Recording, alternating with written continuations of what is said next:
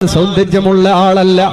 മാത്രമല്ല കണ്ണിന്റെ മുകൾ ഭാഗത്തൊരു വലിയ മുഴയുണ്ട്, വലിയൊരു മുഴയുണ്ട്, വലിയൊരു കട്ട പോലെ ഒരു വസ്തുണ്ട്. ഹബീബ് തങ്ങൾ ചോദിക്കുകയാ, ജുലൈബീബേ കല്യാണം കഴിക്കണ്ടേ? എപ്പോഴാണ് കല്യാണമെന്ന് കാരുണ്യക്കടലായ മുഹമ്മദുർ റസൂലുള്ളാഹ് സ്വല്ലല്ലാഹു അലൈഹി വസല്ലം. കല്യാണം മുടക്കുകൾ നമ്മളാകരുത്. ഒരാളുടെയും കല്യാണം ആണോ പെണ്ണോ നമ്മൾ മുടക്കിക്കളയരുത്. ഒക്കെ പണ്ട് ആണുങ്ങൾക്ക് പെണ്ണ് മുടക്കുന്ന കാലായിരുന്നു, അല്ല പെണ്ണുങ്ങൾക്ക് ആണ് മുടക്കുന്ന കാലായിരുന്നു പണ്ട്. ഇന്ന് ആണുങ്ങൾക്ക് പെണ്ണ് മുടക്കുന്ന കാലാണ്. പലതും പറഞ്ഞ് നമ്മളാരും അത്തരം പ്രവൃത്തികളിൽ ഏർപ്പെടരുത്. അല്ലെ, കല്യാണത്തിന് പാരവെക്കുക, കല്യാണം മുടക്കിക്കളയുക, അതിലേക്ക് ഫിത്നകൾ ചേർത്തിക്കളയുക, അങ്ങനെ ഒരു പ്രവൃത്തിയിലും നമ്മൾ ഏർപ്പെടരുത് എന്ന് ഓർമ്മപ്പെടുത്തുകയാണ്. ഏതാണെങ്കിലും ഹബീബ് തങ്ങൾ ചോദിക്കുകയാണല്ല മോനെ, എപ്പോഴാണ് നിന്റെ കല്യാണം? അപ്പോൾ മുത്ത് റസൂലുള്ളാഹിയുടെ മുഖം നോക്കി കരഞ്ഞുകൊണ്ട് ആ സൗന്ദര്യമില്ലാത്ത ജുലൈബി തങ്ങൾ പറയാണ്, അല്ല നബിയേ, ഈ സൗന്ദര്യമില്ലാത്ത ഈ മിസ്കീനായ ഈ പാവപ്പെട്ടവന് ആര് കല്യാണം കഴിച്ചു തരാനാണ് നബിയേ? എന്നെ ആര് സമ്മതിക്കാനാണ് നബിയേ?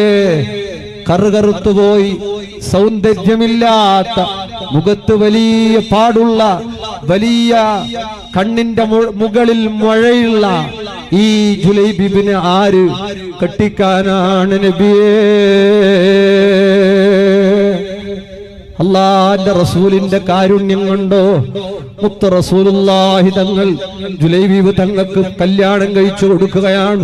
നല്ല സൗന്ദര്യമുള്ള വലിയ കോടീശ്വരന്റെ പൊന്നുമോളെ, അൻസാരിയായ ഒരു സഹാബി വര്യന്റെ പൊന്നുമോളെ കല്യാണം കഴിച്ചു കൊടുക്കാൻ നേതൃത്വം എടുക്കുന്നു റഹ്മത്തുൽ ലിൽ ആലമീൻ റസൂലുള്ളാഹി സല്ലല്ലാഹു അലൈഹി വസല്ലം. എങ്ങനെ? വളരെ പാവപ്പെട്ടവരിൽ പാവപ്പെട്ട, കാണാൻ ചന്തമില്ലാത്ത, മുഖത്ത് മഴയുള്ള, ആരും കെയർ ചെയ്യാത്ത മനുഷ്യരെ പോലും ലക്ഷക്കണക്കിന് സ്വഹാബികളുടെ മധ്യത്തിൽ നിന്ന് ആ സ്വഹാബി വര്യന് കല്യാണം വേണമല്ലോ, അവനിക്കൊരു ദാമ്പത്യ ജീവിതം വേണമല്ലോ, അവന് സന്തോഷം വേണമല്ലോ എന്ന് പറഞ്ഞ ആ കല്യാണത്തിന് നേതൃത്വം കൊടുത്തതാരാണ്?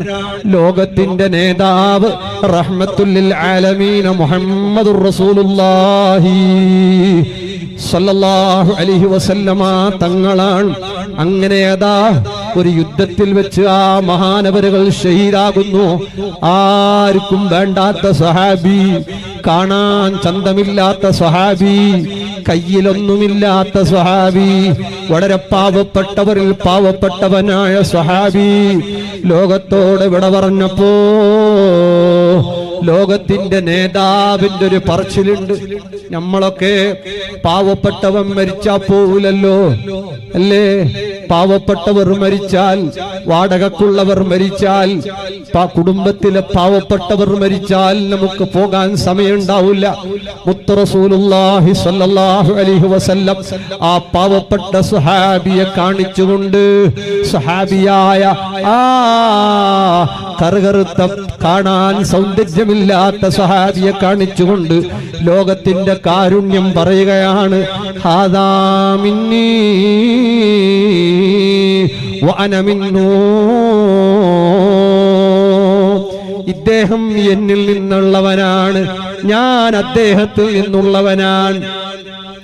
ആർക്കും വേണ്ടിയിട്ടില്ലായിരുന്ന സ്വഹാബി, ആരും കെയർ ചെയ്തിട്ടില്ലായിരുന്ന സ്വഹാബി, ആരും വലിയ വിശേഷമായി കാണാത്ത സ്വഹാബി, ആ സ്വഹാബി വര്യനിലേക്ക് ചൂണ്ടിയിട്ട്, ഈ സ്വഹാബി എന്നിൽ നിന്നാണ്, ഞാൻ അദ്ദേഹത്തിൽ നിന്നാണ്.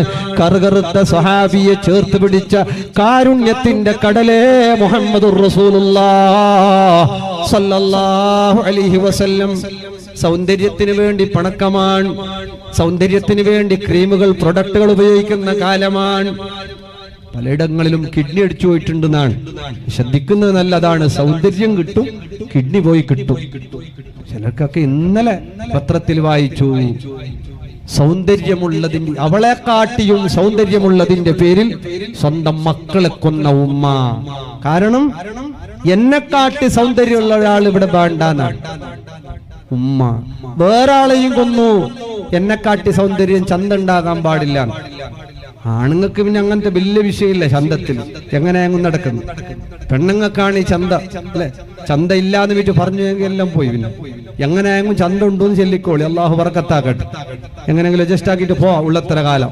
ഇല്ലെങ്കിൽ ഉള്ളോളും പോയെങ്കിൽ പിന്നെ കിട്ടല. കുഞ്ഞൊരാളെ അയച്ചെന്ന് എനിക്ക് എന്തിനേക്കുന്ന ഈ വയലിലെല്ലാം പറയാനായിട്ടുണ്ടാവും. കാറിൽ കയറിയിട്ട് 2 ബാലക്കാർ പെണ്ണുണ്ടാ പെണ്ണുണ്ടാ പെണ്ണുണ്ടാ, ജാതി പ്രശ്നമല്ല, മതം പ്രശ്നമല്ല, വയസ്സ് പ്രശ്നമല്ല, എന്താകും പെണ്ണുണ്ടാ പെണ്ണുണ്ടാ ഓയ് ആയിക്കോട്ടെ. കാറിൽ പോകുന്ന ഒരു തമാശക്കാണെങ്കിലും വലിയ കാര്യമുണ്ട്. പെണ്ണില്ല ഉള്ള പെണ്ണുങ്ങളെല്ലാം ഇൻസ്റ്റാഗ്രാം കൊണ്ടുപോയി എല്ലാം തിന്നിട്ട് തീർത്ത്, ഒന്നും ബാക്കിയില്ല. അള്ളാഹു ബർക്കത്ത് ചെയ്യട്ടെ. ഏതാണെങ്കിലും സൗന്ദര്യം വലിയ വിഷയമാണിന്ന്. അള്ളാഹു തന്ന സൗന്ദര്യം അള്ളാഹു അതിൽ ബറക്കത്ത് പ്രദാനം ചെയ്ത് അനുഗ്രഹിക്കട്ടെ. സൗന്ദര്യമില്ലാത്തവർ ഫ്രണ്ട് സർക്കിളിൽ സൗന്ദര്യമുള്ള ആളുകളെ മാത്രം ചേർക്കുന്ന കാലമാണ്. സൗന്ദര്യം ഖൽബിന്റെ വെളിച്ചമാണ്. സൗന്ദര്യം മഹ്ശറയിലെത്തുമ്പോൾ വരുന്ന സൗന്ദര്യമാണ് സൗന്ദര്യം. അള്ളാഹു നമുക്ക് ഇസ്സത്തോടെ ജീവിച്ച് ഈമാനോടെ മരിക്കാൻ തൗഫീഖ് നൽകി അനുഗ്രഹിക്കട്ടെ.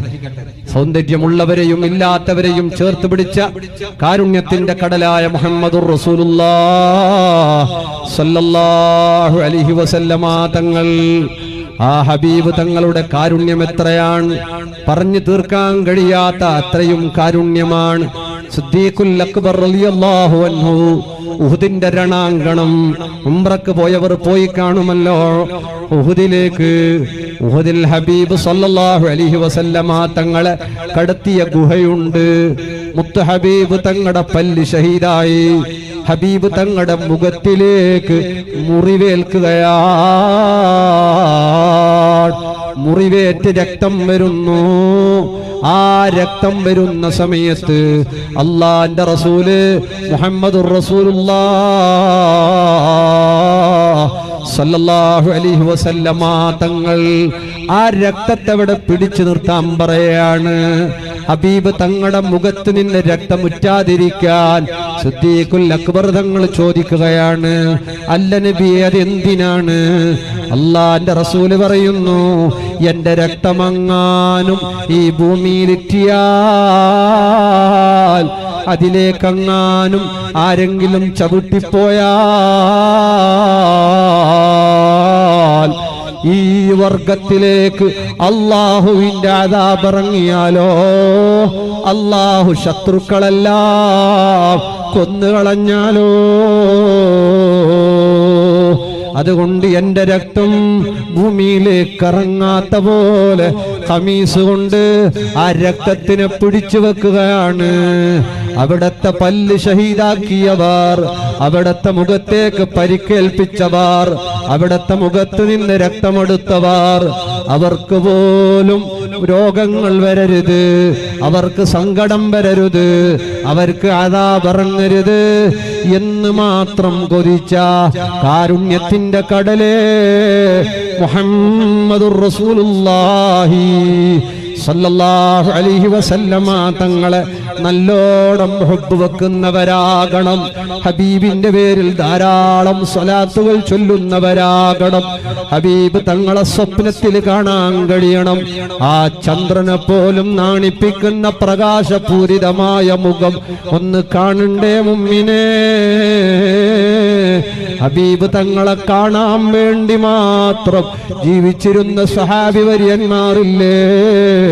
പല്ല് പോയപ്പോ, ഉഹുദില് പല്ല് ഷഹീദായപ്പോ പല്ലുകൾ കുത്തിപ്പൊട്ടിച്ചവരില്ലേ? ഹബീബ് യാത്ര പറഞ്ഞപ്പോ കണ്ണുകൾ കുത്തിപ്പൊട്ടിച്ചവരില്ലേ? ഹബീബ് തങ്ങൾ യാത്ര പറഞ്ഞതിന് ശേഷം അവിടത്തെ ഒട്ടകം ഒരു മുറുക്ക് വെള്ളം കുടിച്ചില്ല, ഒരൽപ്പവും ഭക്ഷണം കഴിച്ചില്ല. ചുട്ടുപൊള്ളുന്ന മണലാരുണ്യത്തിൽ കിടന്നുകൊണ്ട് അവിടത്തെ ഒട്ടകം ഷഹീദായി പോയില്ലേ? ഇവിടത്തെ നേരത്തെ പാട്ടിൽ പറഞ്ഞല്ലോ, ഹബീബ് തങ്ങൾ ഒഴിവാക്കിയ പഴയ മിമ്പർ പൊട്ടി പൊട്ടി കരഞ്ഞില്ലേ? ഉണക്ക് മിമ്പറിന് പോലും ഹബീബിനോടുള്ള ഇഷ്ടം കണ്ടോ? മുഅ്മിനീങ്ങളെ, സഹോദരങ്ങളെ, അല്ലാഹുവിന്റെ റസൂൽ നമുക്ക് ഇഷ്ടമാകണം. ഹബീബിനെ സ്വപ്നത്തിലും അല്ലാതെയും കാണാൻ തൗഫീഖ് നൽകണം അല്ലാഹ്.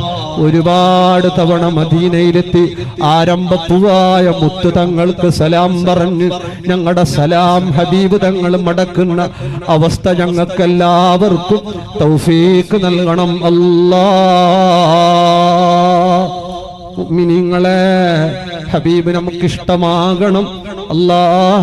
തൗഫീഖ് നൽകണം അല്ലാഹ്. മുഅ്മിനീങ്ങളെ,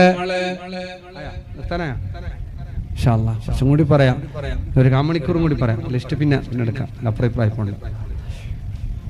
നമ്മുടെ ജീവിതത്തിൽ ധാരാളം നന്മകൾ ചെയ്യുമ്പോൾ നിസ്കാരം ഒഴിവാക്കി കളയരുത്.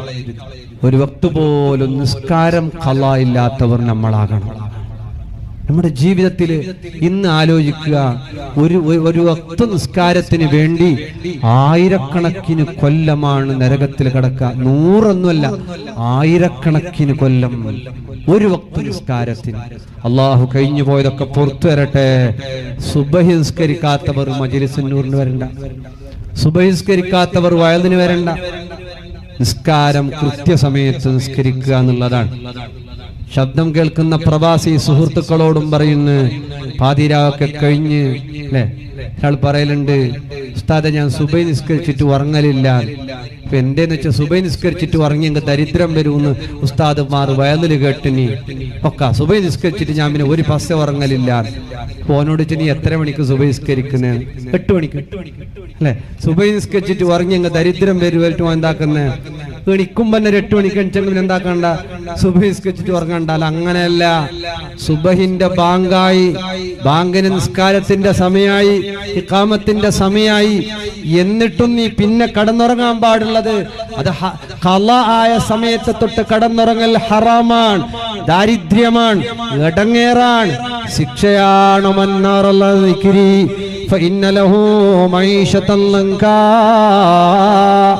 നാളെ മഹ്ശറയിൽ അവനെ കോലം മറിപ്പിക്കപ്പെടാനിടയുണ്ട്. നിസ്കരിച്ചിട്ട് ഉറങ്ങിയോളി, വിരോധമല്ല. നിസ്കാരം കൃത്യസമയത്ത്. ഇന്നലെ ഉസ്താദ് ഇത്രയെല്ലാം പറഞ്ഞപ്പോ ഞാൻ ഇന്ന് വിചാരിച്ച് ഇന്ന് ഏതായാലും സുബൈക്ക് പള്ളി ഫുള്ള് പോ, അത്രയുമില്ല അല്ലെ.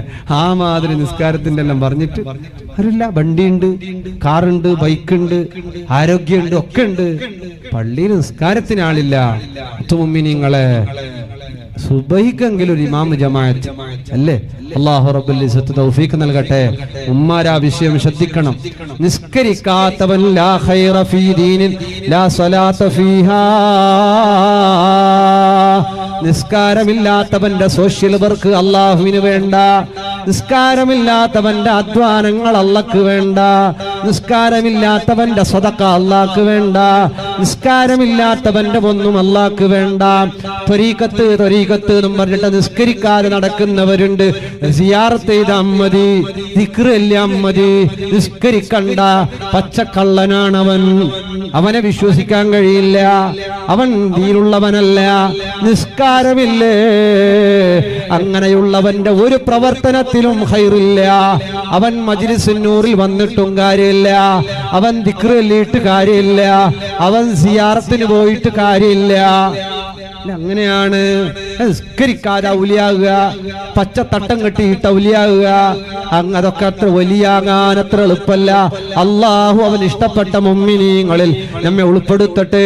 ശരീഅത്ത് അത് മുറുകെ പിടിക്കലാണ് ത്വരീഖത്ത് എന്നൊക്കെ പറഞ്ഞ അഖ്ദും ബി അഹ്വത കൽവറ. സൂക്ഷ്മത പിടിക്കലാണ് ത്വരീഖത്ത്. നിസ്കരിക്കാതിരിക്കലല്ല ത്വരീഖത്ത്, സിയാറത്തിന് പോകലല്ല ത്വരീഖത്ത്. ശരിക്കും അല്ലാഹുവിന്റെ ദീനിന്റെ ശരീഅത്ത് അത് മുറുകെ പിടിക്കലാണ്. അല്ലാഹ് തൗഫീഖ് നൽകണം അല്ലാഹ്. ഉമ്മ പെങ്ങന്മാരെ, കല്യാണമുണ്ടെങ്കിൽ നിസ്കാരല്ല, വീട്ടില് പ്രോഗ്രാമുകൾ ഉണ്ടെങ്കിൽ നിസ്കാരല്ല, രാത്രി വയല് ഉറൂസ് ഉറൂസ് പാതിരാ നേരം വരെ കുറച്ചൊരു ആശ്വാസം ഉണ്ടായി. നിയമം വന്ന് 10 മണിക്ക് മുന്നേ തീർക്കണമെന്ന് കുറച്ച് സമാധാനം ഉണ്ടായി. എങ്ങനെങ്കിലും വേഗം വന്നിട്ട് വേഗം പോയിക്കൊണ്ടായി. ഇത് 12 മണിക്കും വേദനയുള്ള പോയിട്ടാകുമ്പോ അല്ലെ, ഒരു ഗോണി ആപ്പിള്, ഒരു ഗോണി മുസുമ്പി, ഒരു ഗോണി റുമ്മാമ്പഴം, ഒരു ഗോണി ബത്തക്ക, ഇതെല്ലാം കൊടുത്തിട്ട് തീർക്കണമെന്ന്. ഏത് തീർക്കണോ അല്ലെ? ഇങ്ങനല്ലേ ഏലം വിളിച്ച് വിളിച്ച് വിളിച്ച് വിളിച്ച് സുബയോളെ ഏലം വിളിച്ച് അല്ലെ. നിസ്കാരല്ല, ഉറൂസുകൾ കഴിവിന്റെ പരമാവധി വേഗം നിർത്തുക, വയലുകൾ വേഗം നിർത്തുക. എല്ലാത്തിനും സമയം, കൃത്യമായ സമയം നിയന്ത്രണം നമുക്കൊക്കെ ഉണ്ടാകണം. അല്ലാഹു റബ്ബുൽ ഇസ്സത്ത് തൗഫീഖ് നൽകി അനുഗ്രഹിക്കട്ടെ. ഇന്ന് 10:30 തീർക്കണമെന്നുണ്ട്. കുറച്ച് പിരിവും കാര്യങ്ങളും ഒക്കെ ഉള്ളത് കൊണ്ട് വൈകിയാൽ നിങ്ങൾ ക്ഷമിക്കുമെന്നും വിചാരിച്ചു കൊള്ളുന്നു. പിരിവൊന്നും വേണ്ടെങ്കിൽ 10:30 നമുക്ക് നിർത്തിപ്പിരിയാം. അള്ളാഹു ഖൈർ പ്രദാനം ചെയ്ത് അനുഗ്രഹിക്കട്ടെ. ഇൻഷാ അല്ലാഹ് ജീവിതത്തിൽ നിസ്കാരം ഒരൊറ്റ വക്ത് പോലും ഒഴിവാക്കി കളയാൻ പാടില്ല. അല്ലാഹു റബ്ബുൽ ഇസ്സത്ത് നമുക്ക് ഖൈർ നൽകട്ടെ.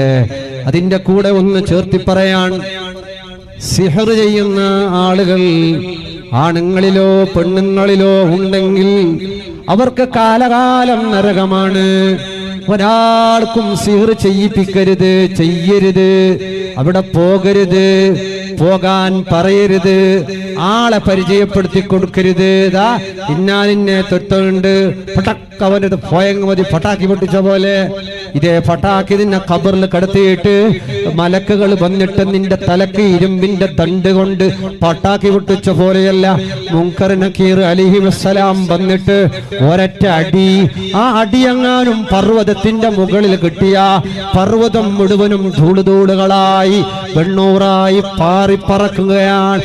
അത്രയും കടുപ്പമുള്ളൊരിടി തലയിലേക്ക് കിട്ടാതിരിക്കില്ല. മക്കൾക്കോ സിഹർ ചെയ്യുന്നവർക്ക് അത് തിരിച്ചു വരാതിരിക്കില്ല. സിഹർ അപകടമാണ്, ഡേഞ്ചറാണ്. സിഹർ എന്ന് പറഞ്ഞാൽ പല രൂപത്തിലുണ്ട്. കാര്യം നേടാൻ സിഹർ ചെയ്യുക, ആവശ്യം പൂർത്തിയാകാൻ സിഹർ ചെയ്യുക. സിഹറുമായി ബന്ധപ്പെടുന്നവർ കത്തിയാളുന്ന നരകത്തിലാണ്. അത് ചെയ്യിപ്പിച്ചവൻ ഉസ്താദോ തങ്ങളോ ആരാണെങ്കിലും ശരി, ഹാജിയാറോ മൊയിലാറോ ബീബിയോ ആരാണെങ്കിലും ശരി, ഉമ്മ പെങ്ങളെ സഹോദര സഹോദരി, ഒരാൾക്ക് പോലും സിഹർ വെച്ചു പോകല്ല. സിഹർ അപകടമാണ്, സിഹർ നാശമാണ്. ഒരു മനുഷ്യനെ തകർത്തിക്കളയാം, ഒരു പക്ഷേ നിന്റെ ഉദ്ദേശങ്ങളെ പൂർത്തിയാക്കി കളയാം, ഒരു പക്ഷേ നിന്റെ ആവശ്യങ്ങൾ പൂർത്തിയായെന്ന് വന്നേക്കാം. മരിക്കുന്നതിന് മുമ്പോ അതല്ല മരിക്കുന്ന വേളയിൽ ഷഹാദത്ത് ചൊല്ലാനാ ശൈത്താൻ നിന്നെ സമ്മതിക്കില്ല. സിഹറുമായി ബന്ധപ്പെട്ടു പോകണ്ട, മാട്ടമന്ത്രങ്ങളുമായി ഇടപെട്ടു പോകണ്ട. അല്ലാഹുവേ ഖൈർ നൽകണം അല്ലാ. നമ്മളെല്ലാരോടും ബഹുമാനമുള്ളവരാകണം. അലി ഇബ്നു സാലിഹ്, ഹസൻ ഇബ്നു സാലിഹ് 2 ഇരട്ട മക്കളാണ്. 2 മക്കൾ ഇരട്ടയാണ്. ഇരട്ടയിൽ ആദ്യം പ്രസവിച്ചത് അലി എന്നോരെയാണ്, രണ്ടാമതാണ് ഹസൻ എന്നോര്. അവിടത്തെ ഉമ്മ ആ പൊന്നുമക്കളോട് പറയാണ്, മോനെ അവൻ നിന്റെ ജ്യേഷ്ഠനാണ്, നീ അവന്റെ പിന്നിൽ നടക്കണേ. എത്ര കാലമുണ്ടോ അത്ര കാലവും ആ സഹോദരനെ പിന്നിലാണ് നടത്തിയത്. കാരണം ആ ഉമ്മ അദബ് പഠിപ്പിച്ചു കൊടുക്കാൻ അല്ലേ. നമ്മുടെ മക്കളൊക്കെ വീട്ടിൽ ജ്യേഷ്ഠനുജന്മാരൊക്കെ ഉണ്ടാകുമ്പോ പേര് പറഞ്ഞിട്ട് വിളിക്കുക, അങ്ങനെയല്ല, ബഹുമാനത്തോടെ വിളിക്കാൻ. ഭർത്താവിന്റെ എല്ലാം പേരാണ് ഇപ്പം വിളിക്കുക, അത് ഒരു ഷോ. ഭർത്താവിനൊക്കെ പേര് പറഞ്ഞിട്ട് വിളിക്കുക, അദബല്ല അദബല്ല. ഭർത്താവിന്റെ മുമ്പിൽ കാലിൽ മുകളിൽ കാലിട്ടിരിക്കുക. കാലിൻ മുകളിൽ കാലിടൽ തെറ്റൊന്നുമല്ല. ഭർത്താവിന്റെ മുന്നില്, ഉമ്മാന്റെ മുന്നില്, ഉപ്പാടെ മുന്നില് കാലിൽ മുകളിൽ കാല് കയറ്റി വെച്ചിരിക്കുക. അദബല്ല, ഹറാമൊന്നുമല്ല, പക്ഷെ അത് അദബല്ല. ഉമ്മാന്റെ പിന്നിൽ നടക്കണം, ഉപ്പാടെ പിന്നിൽ നടക്കണം, മഹാന്മാരുടെ പിന്നിൽ നടക്കണം. നമ്മൾ ബഹുമാനമുള്ളവരാണോ? നമ്മൾ സ്വർഗക്കാരാണ്. വയസ്സിന് മൂത്തവരോട്, ആലിമീങ്ങളോട്, തങ്ങന്മാരോട്, മുതഅല്ലിമീങ്ങളോട്, രോഗികളോട്, പാവപ്പെട്ടവരോട്, വയസ്സിന് മൂത്തവരോട് നിനക്ക് ബഹുമാനമുണ്ടോ? എന്നാ നിന്നെ അള്ളാന്റെ മലക്കുകൾ ബഹുമാനിക്കുന്നുണ്ട്. അടയാളാണ്. അള്ളാഹു ആരെ ബഹുമാനിച്ചിട്ടില്ല? അവന് വയസ്സിന് മൂത്തവരെ ബഹുമാനിക്കാൻ കഴിയില്ല, അവനെ പള്ളിക്ക് ബഹുമാനിക്കാൻ കഴിയില്ല, അവന് ആരെയും റെസ്പെക്ട് അവനിൽ നിന്ന് എടുത്തു മാറ്റപ്പെടുകയാണ്. കാരണം അള്ളാഹു അവനെ തള്ളിയിട്ടുണ്ട്, അള്ളാന്റെ മലക്കുകൾ അവനെ തള്ളിയിട്ടുണ്ട്. പള്ളിയോട് ബഹുമാനം സൂക്ഷിക്കാൻ കഴിയുന്നുണ്ടോ? അള്ളാഹു നിന്നെ ബഹുമാനിച്ചിട്ടുണ്ട്. ജനുവരി 9-ാം തീയതി ജനറൽ ബോഡിയിൽ നിന്ന് ഇവിടെ കമ്മിറ്റിക്കാർ അറിയിച്ചിട്ടുണ്ട്, ഉമ്മമാരെ ഭർത്താക്കന്മാരോടും മക്കളോടും പറയണം, പള്ളിയുടെ മുറ്റത്ത് വെച്ച് ഒച്ചപ്പാടും ബഹളങ്ങളും കുഴപ്പങ്ങളും ഉണ്ടാക്കി കുടുംബത്തിന് ശാപം കൊണ്ടുവരാൻ പാടില്ല. മുഹിയുദ്ദീൻ ശൈഖ് തങ്ങളുടെ പള്ളിയാണ്, അള്ളാഹുവിന്റെ പള്ളിയാണ്, മഹാന്മാർ ചുറ്റും കിടക്കുന്ന പള്ളിയാണ്, മദ്രീങ്ങളെ വിളിച്ച് ദുആ ചെയ്യുന്ന പള്ളിയാണ്, അള്ളാഹുവിന് സുജൂദ് ചെയ്യുന്ന പള്ളിയാണ്, ഒരുപാട് മുതഅല്ലിമീങ്ങൾ ഖുർആൻ ഓതുന്ന പള്ളിയാണ്, ചുറ്റുവശത്ത് ആലിമീങ്ങളുണ്ട്, മഹാന്മാരുണ്ട്, പഴയകാല ഖബറാളികളുണ്ട്. അവരെയൊക്കെ സാക്ഷി നിർത്തിയിട്ട് ഇത് മുഴുവനും ഇന്റർലോക്കുകളല്ല, അടിയിൽ കിടക്കുന്നുണ്ട് ചില മഹൽ വ്യക്തിത്വങ്ങൾ. ഈ പള്ളിക്ക് ചുറ്റും ഈ പള്ളി എന്നല്ല, അള്ളാന്റെ പള്ളിയോട്, അള്ളാഹുവിന്റെ പള്ളിയോട്, അത് റബ്ബിന്റെ ബൈത്തുല്ലാ, റബ്ബിന്റെ ഭവനമാണ്. റബ്ബിന്റെ ഭവനത്തോട് കുതിര കയറിയവർ അവരാരാണെങ്കിലും അവരെ കൈകാര്യം ചെയ്യുന്നത് റബ്ബിന്റെ മലാകമാരാണ്.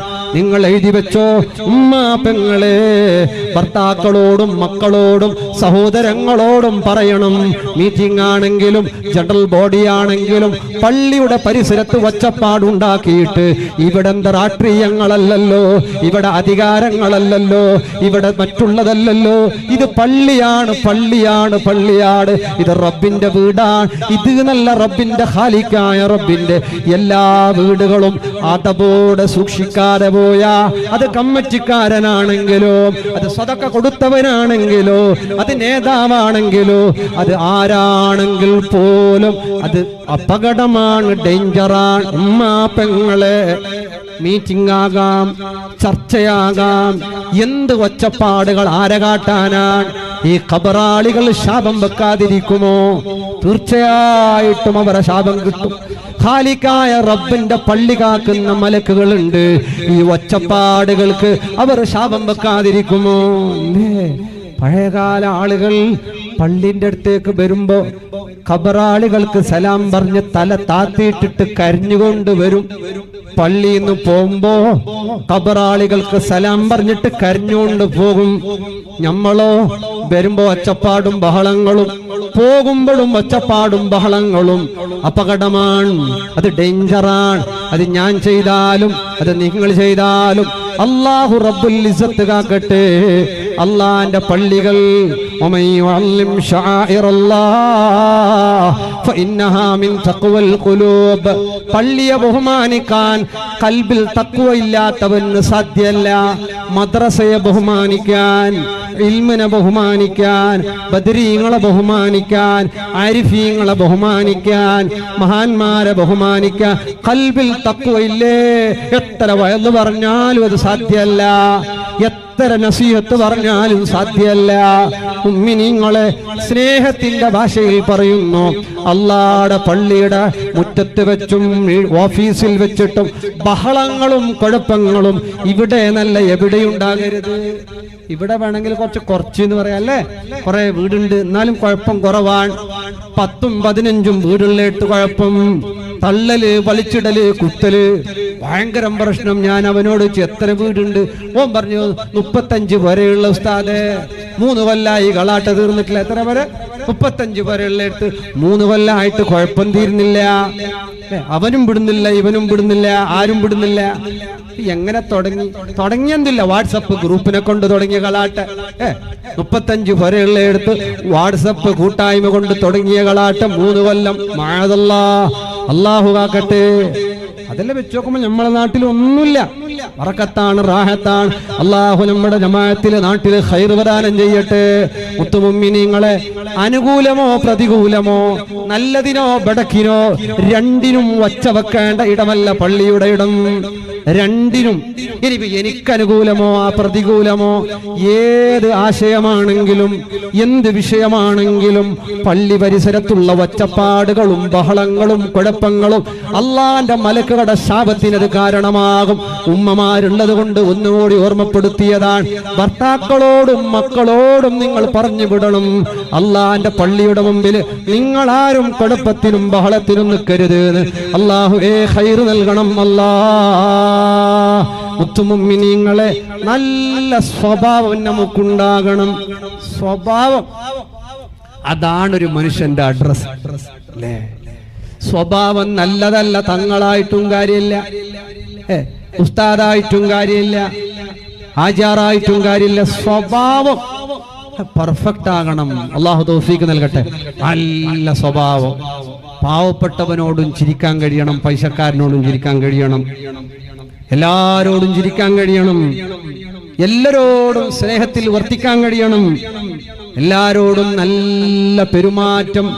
അങ്ങനെ നീയാണ് നാളെ സ്വർഗത്തിലെ രാജാവ്. നീയാണ് മഹ്ശറയിൽ നാളെ ഇസ്സത്തോടെ ഓടി ഓടി പോകുന്നവൻ. നീ നല്ല സ്വഭാവം. അല്ലാഹു തൗഫീഖ് നൽകട്ടെ. സംശയം, നമുക്ക് ഖൽബിൽ സംശയം വരാൻ പാടില്ല, ആരോടും വരാൻ പാടില്ല. ഉമ്മാട് സംശയം, ഉപ്പാട് സംശയം, ഭാര്യയോട് സംശയം, ഭർത്താവോട് സംശയം. സംശയരോഗം എന്നുള്ളത് വലിയ ആപത്താണ്. അല്ല ഉസ്താദ്, ചിലർ പറയും ഞങ്ങൾക്ക് സംശയമല്ല, എനിക്ക് ഉറപ്പുണ്ട്.